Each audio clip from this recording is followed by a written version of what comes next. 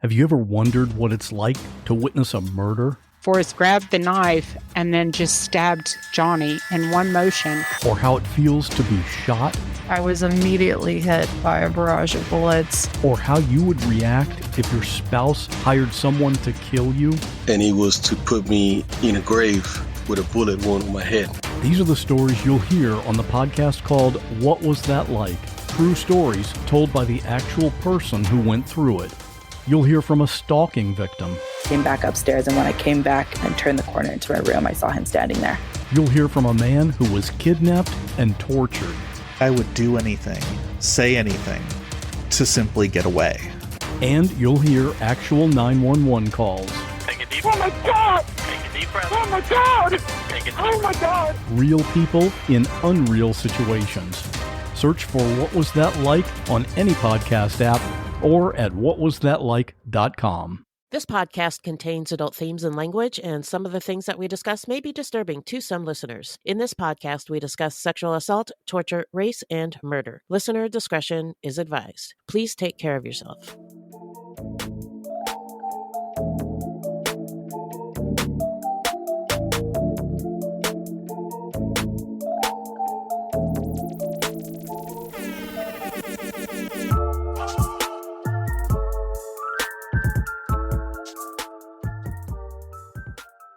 So now let's get into the early life of Lloyd Gomez.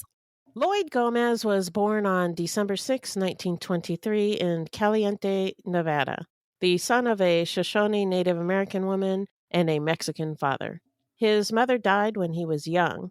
His father, Manuel, was a strong influence on him during his early years, but not a good one. He was often in trouble with the law. In 1939, when he was 15 or 16, Lloyd left his home in Lincoln County, Nevada, to explore California by riding freight cars. Ride the rails! With a fourth grade education and an IQ of 61, Lloyd was described by some as having the mind of a child. Between 1939 and 1941, he was arrested several times for minor offenses, including vagrancy, for which he served a 30-day jail sentence. At one point, he was deported to Mexico, despite the fact that he was born in the United States. Yeah, what the fuck? He's brown, send him to Mexico. Yeah, that's basically what they're saying. That's terrible. That's terrible. Yeah, it's awful. So when he wasn't in prison or in jail, Lloyd worked as an itinerant farm worker, picking fruit or vegetable crops when in season. In between those seasons, his nomadic lifestyle, riding freight cars up and down California, labeled him a hobo. He bought food if he had money, stole some if he didn't. In other words, he was basically just surviving. Yeah. And also, I should say, he was just surviving, and the people within that community or cast of folks ride the rails and seek employment and all those things, they also were basically just trying to survive. Yep.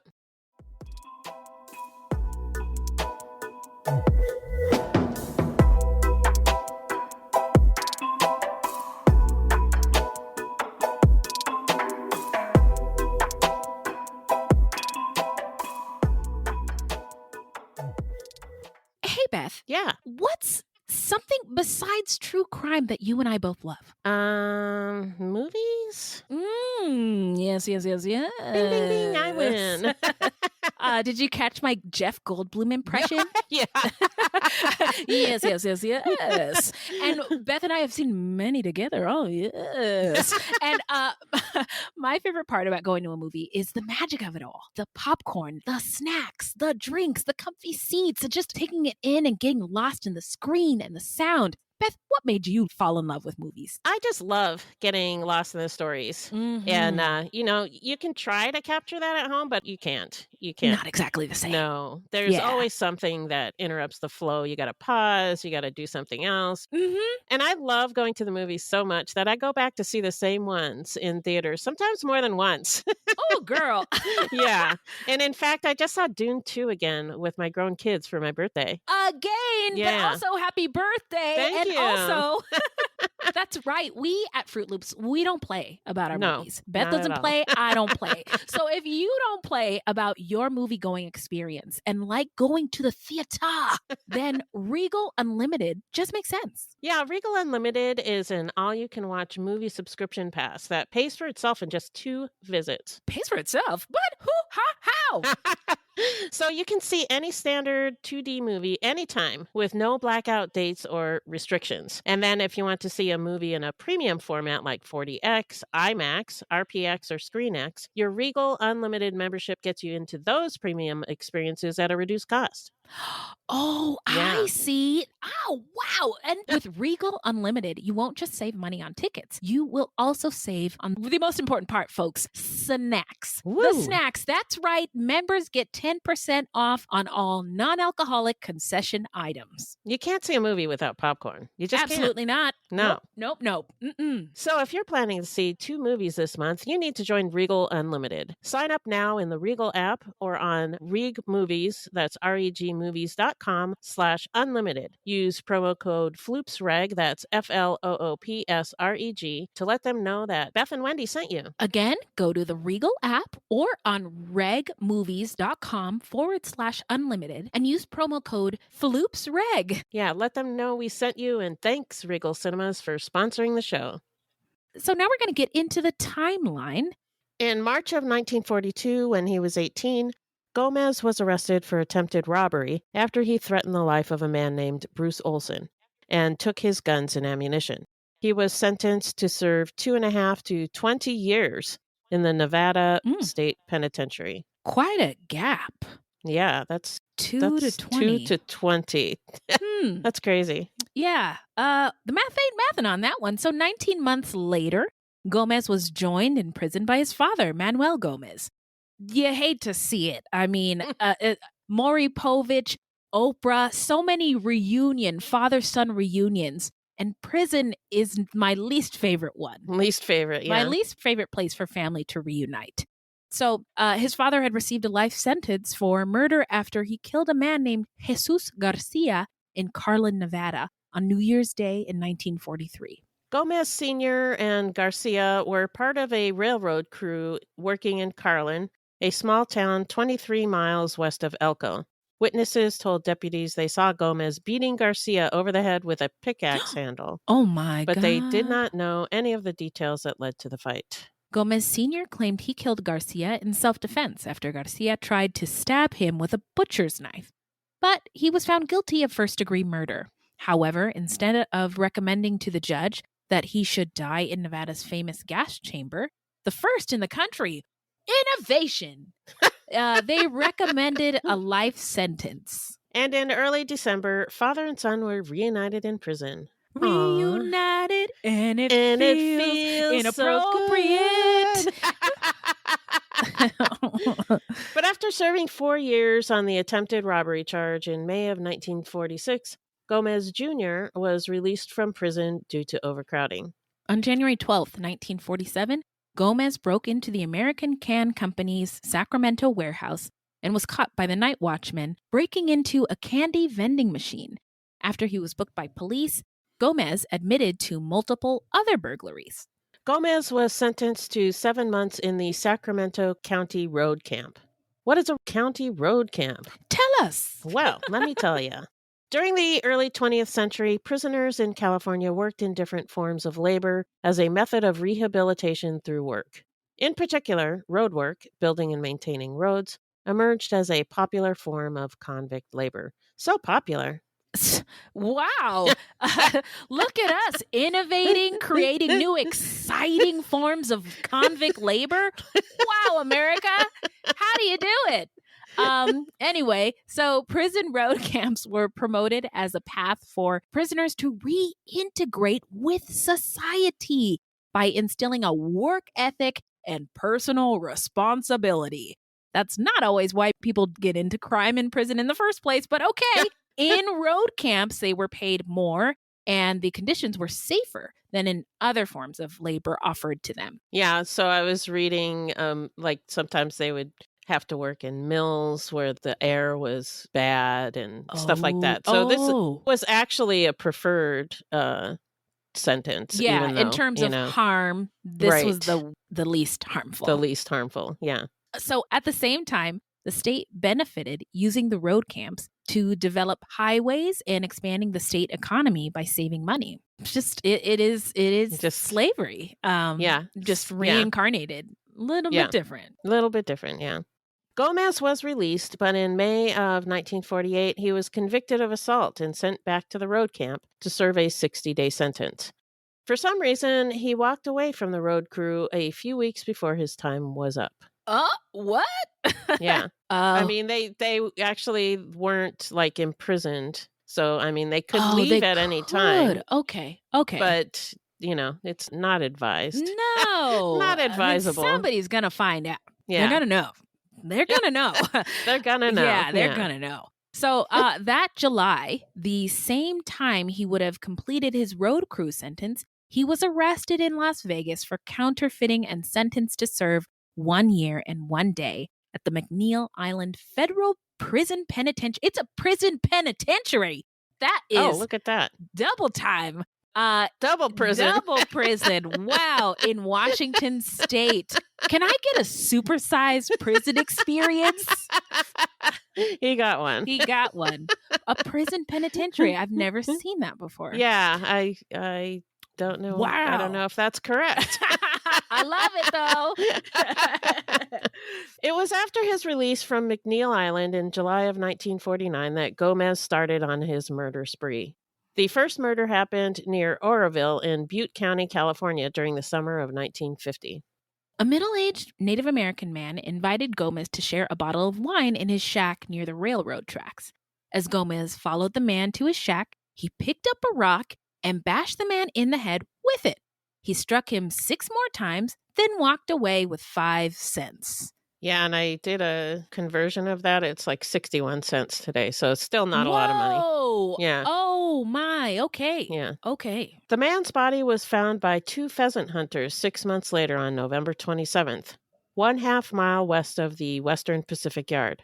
At the time, the county coroner reported that he had been killed by a large blood-stained rock found nearby, and that he had been dead for approximately 6 months. He was never identified. By the time this discovery was made, Gomez had killed 2 more men.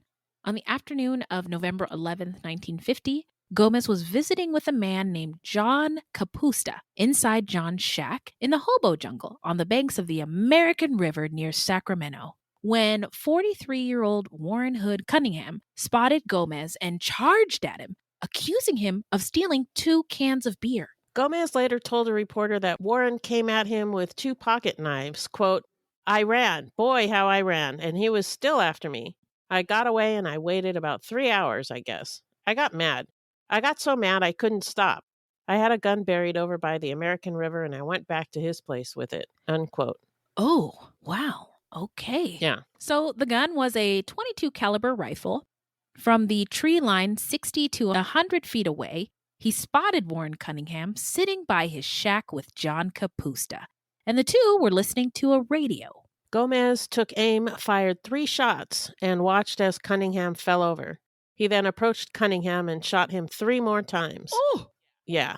Capusta, who was nearly blind, couldn't describe to police what the shooter looked like. Oh, wow. Yeah. Well, that's convenient Yeah. for Gomez. Yeah. So then Gomez went from the paradise of Sacramento to the paradise of Fresno, and then down to Los Angeles.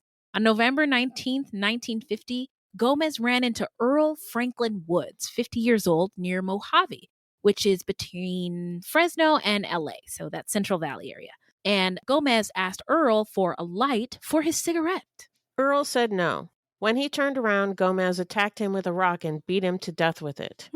Gomez found only 3 cigarettes in the dead man's shirt pocket. No money. Wow. Yeah. So a few days after murdering Earl Woods and a few miles from Los Angeles, Gomez was arrested by Burbank City Police for vagrancy. He served 30 days, and before his arrest, he had dismantled his rifle and gotten rid of it. Can't catch me, coppers! Released in late December, Gomez went for 6 months without killing anyone. Hmm. When he did start up again, he killed 6 men in 3 months. Oh. So, yeah, he went I was for going to it. say, you know, with any other thing, we would be so proud. Wow, good job. 6 months without X. Killing anyone. Yes. But it doesn't work in this scenario. Doesn't feel right. No.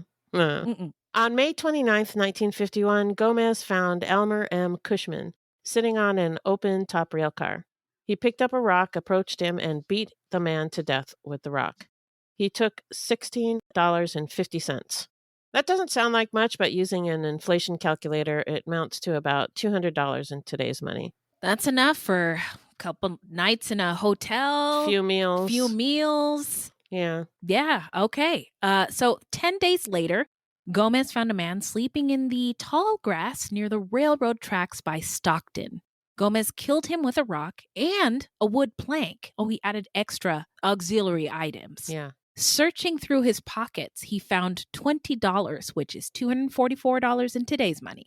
And this man was never identified. On June 22nd, Gomez was picking peaches near Merced, California, when he spotted George Jones walking into the hobo camp there. The 60-year-old found a spot he liked and began cooking up some food.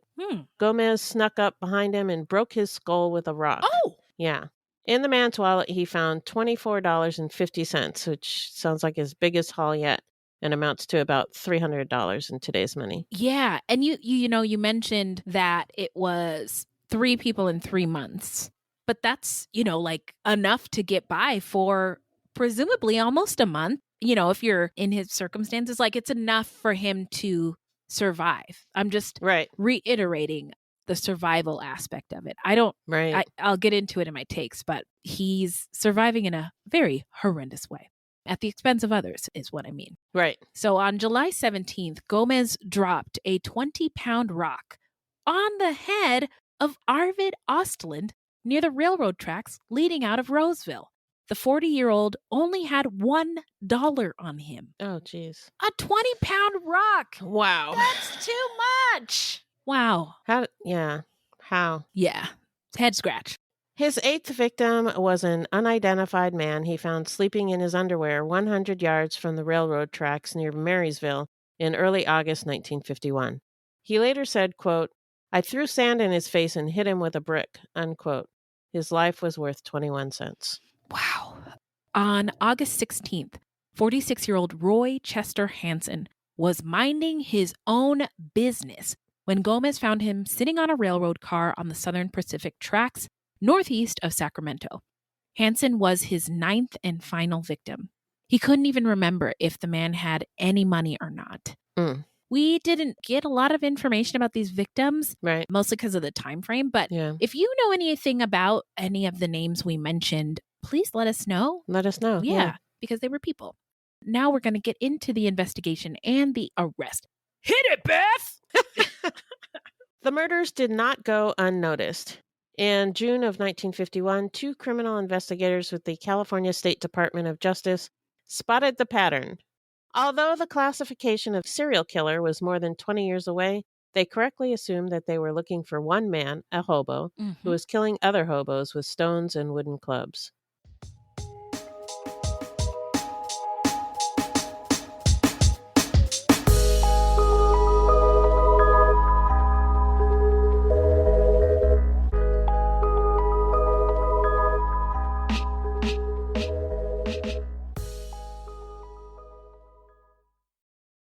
This show is sponsored by BetterHelp. If you don't mind, Beth, I would like to get into your business. Not in an inappropriate way, but just for just for the purposes of this. Now, tell me, how is your social battery right now, friend? Are you drained or bursting with energy? Definitely not bursting with energy. Okay, noted. I got so much going on right now that my battery is running pretty low. Aha. Well, Beth, you know what? I'm not a therapist, but I definitely, it's crazy, but I play one in my mind. And you are not alone. Sometimes our batteries can become drained. Yeah, for sure. And it can be easy to ignore our social battery and spread ourselves thin, especially with social gatherings picking up after the winter. And everyone is different. Some people thrive on socializing. Other people like me need more alone time. And therapy can give you the self-awareness to build a social life that doesn't drain your battery. Yes. Now, can I get an amen? Everybody. Amen. Thank you. Now, for me, therapy is helpful for learning positive coping skills and,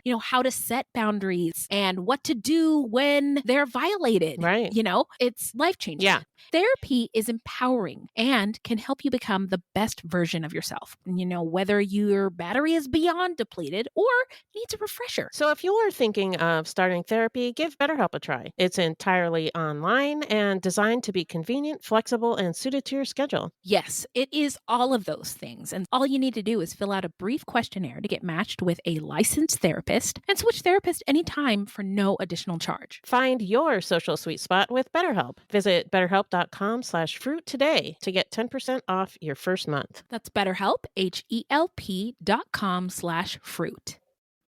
On the morning of August 1st, 1966, shots ring out from the observation deck of the clock tower on the University of Texas campus. It marks the infamous beginning of the modern era of mass shootings in America. You're listening to Stop the Killing podcast. Join us as we take you behind the crime scene tape to explain global mass shootings and mass attacks. I'm Sarah Ferris, but more importantly, this is Catherine Schweit, the former head of the FBI's active shooter program. I spent 5 years as the FBI's top executive looking for answers to the mass shooting crisis. I've been at the shooting scenes, I've traced heroic acts of bravery, and I've sat silently and listened to the heart-wrenching stories from survivors. Amongst this horror, there is hope. We all hold the key to stop the killing. You just need to know how to unlock the door. Download Stop the Killing and be part of the solution. Search Stop the Killing on Apple, Spotify, and all the usual suspects. Shortly after Roy Hansen's body was found, they publicly announced their investigation, and several newspapers called it The Mystery of the Hobo Jungles. A captivating headline. 8 of the victims were found in camps along the railroad tracks with their heads smashed in. Robbery appeared to be the motive, and in each case, there were no witnesses. Warren Hood Cunningham was the only victim in which a gun was used. He was also the only victim for which there were witnesses. Gomez was picked up by city police after they found him wandering the streets, bleeding from a slash which ran from his left eye to the bridge of his nose. He was charged with vagrancy. After a week in jail, he sent a note to his jailer confessing to the murders of 9 men. He said he killed the men because he had to eat and he needed money. He told investigators that life was, quote unquote, no good, and he didn't care what happened to him. He stated that he was better off dead and that he didn't want to live. That's so sad to hear. And it kind of paints, a picture of, why he continued to do what he did. He really didn't care. Didn't give a shit anymore. Yeah. So now we're going to get into the trial. So let me tell you, Gomez was tried for the murder of Warren Hood Cunningham. He was never tried for the other 8 murders. During the trial, he tried to escape, but was tackled by police and bystanders. After 2.5 hours of deliberation, the jury came back with a guilty verdict. He was sentenced to death. So now let's get into where are they now? Well, Gomez's last meal was fried chicken, fried potatoes, peas, tomato and lettuce salad, toast, apple pie, and coffee. He was executed at 10:04 a.m. on October 16th, 1953. He spoke with a reporter the night before his execution. He said he wasn't scared. I believe it was, quote, I ain't scared. Yeah. Thank you. Yeah. Is that right? I think so. Yeah. Fact checkers. So that's it for the story. We're going to tell you what we think in our hot takes and what we think made him snap. But if you have ideas, get at us or let us know if you agree or not. So here we go. What do you think, Beth? I don't think this guy stood a chance. Yeah. Really? Yeah. With his mom dying when he was young and his dad basically sucking as a parent. Yes.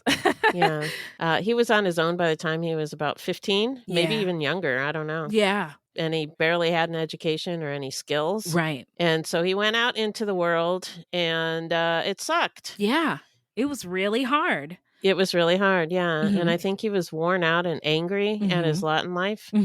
He said he didn't want to live anymore. Yeah. Yeah. And like you were saying, I'm sure that not valuing his own life might make one not value the lives of others either. Absolutely. But I also wonder if something happened to him at the infamous McNeil Island Federal Prison super-sized Penitentiary. prison? Yeah. Yeah. Because that's where he spent a year and before he went on his killing spree. Yeah. Like right after he got out, he started killing. So that's a great point, Beth. I agree with everything you said. And, we don't know a ton about his childhood, but we can kind of come to some reasonable conclusions or speculations. And one of the things I thought of is he was on his own very young and did not complete school and didn't have the necessary skills. And they said that he had the mind of a child. Yeah. One thing I know about children is I don't know if they, at some point they do, understand death or the value of human life. You know what I mean? Right. And so I wonder if his lack mentally may have contributed to his ability to continue harming people. I know he was surviving and everybody around him was doing their best to survive, but his came at the expense of everybody else. Right. And that seems really selfish and almost childish. I can't think of a better word. Right. No, I know what you're saying. Yeah. So thank you. And his last days were really, really sad, but maybe it's what is deserved. I mean, justice is so complicated, and, without knowing what the survivors of the victims, the victims' family members or relatives, what they wanted for their loved ones or wanted to see the person who took their loved ones away happen to them. As far as justice is concerned, yeah. I mean, again, it's complicated, but I think some would argue that it is what he deserved, because nobody visited him. Like, no, he didn't make any friends along the way. Nope. Nobody wrote him any letters. Like, yeah. And it's crazy how, same shit, different day. Poverty is a crime again. Yeah. And, crime increases as poverty increases. And big cities like New York are like, let's just throw more cops. Bring in the National Guard. Like, it's not helping. Yeah. So when are we going to learn? Helping the poor people. Yeah. Come on, guys. So to this day, it's an issue. And, even most liberal folks would be like, we need to do something about that problem, that poverty problem, that homelessness problem. And when you say, okay, well, how about affordable housing, like not too far up the street from you? Oh, no. Not in my backyard. We can't have that. No. We meant over there somewhere else. Somebody else's problem. Exactly. So we kind of have to reimagine how we look at like helping people, making the world better and safer for all of us. Yeah. And again, let us know what you think. Beth, where can the people find us? Our website is fruitloopspod.com, and we use Fruit Loops Pod for all of our social media. This is a weekly podcast, and new episodes drop every Thursday. So until next time, look alive, y'all. It's crazy out there.